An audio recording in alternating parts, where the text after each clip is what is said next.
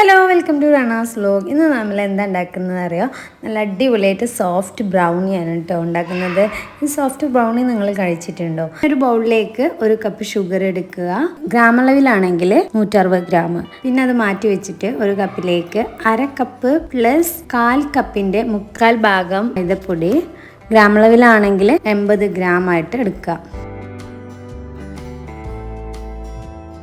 പിന്നെ വേണ്ടത് 100 gram butter. അത് അമുലിൻ്റെ ബട്ടറാണ് ഞാൻ യൂസ് ചെയ്യുന്നത്. നിങ്ങൾക്ക് ഇഷ്ടമുള്ള യൂസ് ചെയ്യട്ടോ. അൺസാൾട്ടഡ് ബട്ടറാണ് വേണ്ടത്.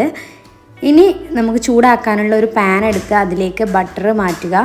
ഇതിലേക്ക് cocoa powder 6 tablespoon add ചെയ്യുക. 6 ടേബിൾ സ്പൂൺ എനിക്ക് ശരിക്കും കപ്പളവിലെടുത്ത് പറഞ്ഞു തന്നാൽ മതിയായിരുന്നു, പക്ഷെ എനിക്ക് ആ സമയത്ത് ഓടിയില്ല. എന്തായാലും നിങ്ങൾ കപ്പിലേക്ക് മാറ്റിയിട്ട് എത്ര ഉണ്ട് നോക്കുക. അങ്ങനെ ആകുമ്പോൾ നിങ്ങൾക്ക് ഈസി ആയിരിക്കും.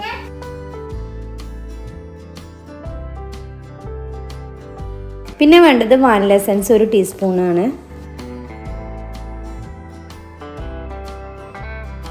പിന്നെ വേണ്ടത് 4 എഗ്ഗ്. ഇത്രയും സാധനങ്ങൾ മതി കേട്ടോ നമുക്ക് സോഫ്റ്റ് ബ്രൗണി ഉണ്ടാക്കാൻ വേണ്ടിയിട്ട്.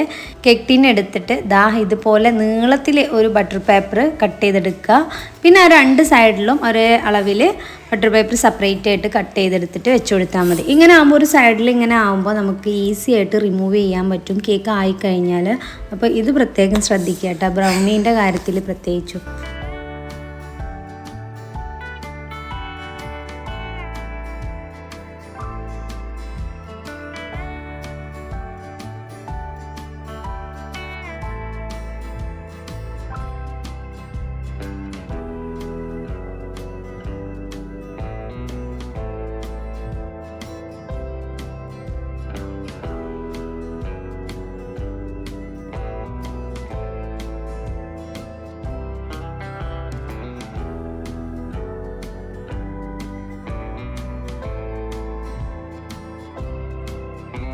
ഇനി ബ്രൗണി ഉണ്ടാക്കുന്നതിന് വേണ്ടിയിട്ട് ആദ്യം തന്നെ ബട്ടറും കൊക്കോ പൗഡറും ഒന്ന് മെൽറ്റ് ചെയ്തെടുക്കണം. മെൽറ്റ് ചെയ്തിട്ട് അത് ചൂടാറാൻ വേണ്ടിയിട്ട് വെക്കുക. ഫസ്റ്റ് സ്റ്റെപ്പായിട്ട് ഇത് ചെയ്യുക. എന്നാൽ ചൂടാറുന്ന സമയം ബാക്കി കാര്യങ്ങളൊക്കെ നമുക്ക് ചെയ്തെടുക്കാൻ പറ്റും. അപ്പോൾ അതിന് വേണ്ടിയിട്ട് ഞാൻ ഓവണ് 180 ഡിഗ്രിയിൽ 10 മിനിറ്റ് പ്രീ ഹീറ്റ് ചെയ്തു. ശേഷം ഒരു ബൗളെടുത്ത് അതിലേക്ക് എഗ്ഗ് ആഡ് ചെയ്ത് കൊടുത്തിട്ട് ജസ്റ്റ് ഒന്ന് ബീറ്റ് ചെയ്തെടുക്കുകയാണ്.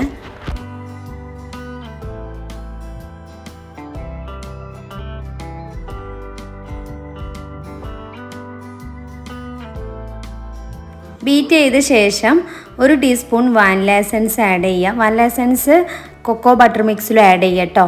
ചൂടായി കഴിഞ്ഞ ശേഷം, ചൂടാറിയ ശേഷം ഇനി ഇതിലേക്ക് ഷുഗർ പൗഡർ കുറച്ച് ആഡ് ചെയ്തിട്ട് ഒരു 5 മിനിറ്റ് ബീറ്റ് ചെയ്തെടുക്കുക.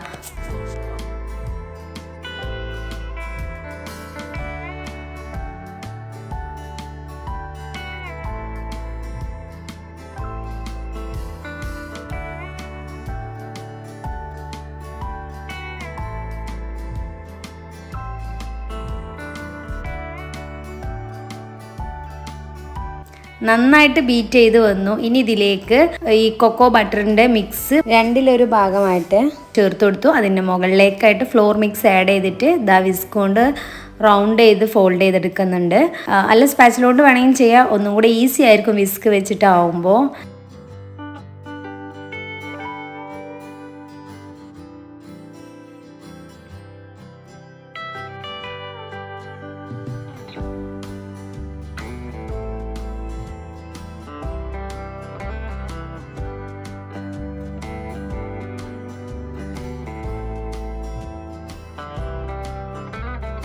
അപ്പോൾ ബാറ്റർ ഇവിടെ റെഡിയായി. വളരെ ഈസി ആയിട്ട് തന്നെ നമുക്ക് ഈ ഒരു ബ്രൗണി ഉണ്ടാക്കാൻ പെട്ടെന്ന് തന്നെ റെഡിയാക്കാൻ പറ്റും.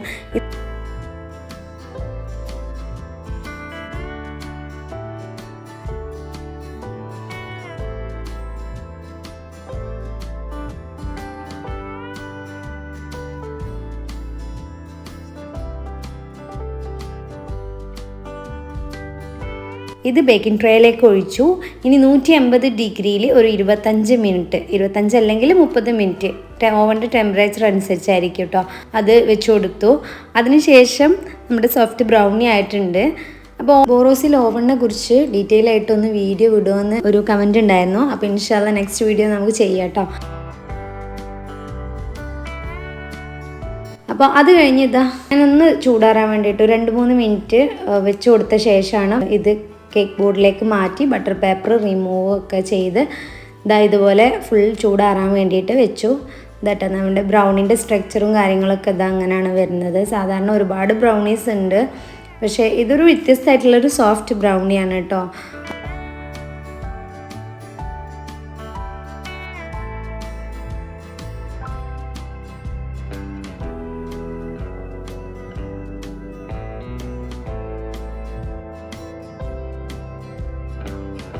പിന്നെ ഇതിൻ്റെ മുകളിൽ ചോക്ലേറ്റ് ഡിസൈൻ ചെയ്യുന്നുണ്ട്, പക്ഷേ ഗണാഷ് കറക്റ്റ് സെറ്റായിട്ടില്ല, ഒന്നും കൂടെ ടൈറ്റ് ആണ്.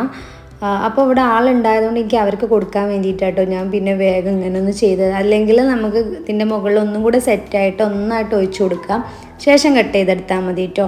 ഗണാഷ് സെറ്റായ ശേഷം ഇനി ഇതിൻ്റെ മുകളിലേക്ക് ഒരു മിൽക്ക് ചോക്ലേറ്റ് ഞാനിതാ വെറുതെ പേപ്പിംഗ് ബാഗിലോട്ട് ചെയ്യുന്നുണ്ട്. പിന്നെ കുറച്ച് ഹെസൽനട്ട് വറുത്തതും കൂടെ ഇട്ട് കൊടുത്തു. അതോടുകൂടി നമ്മുടെ അടിപൊളിയായിട്ടുള്ള ബ്രൗണി റെഡിയായി. പിന്നെ ഇതിൻ്റെ മുകളിൽ ചോക്ലേറ്റ് നിങ്ങൾക്ക് എങ്ങനെ വേണമെങ്കിലും ചെയ്യട്ടോ.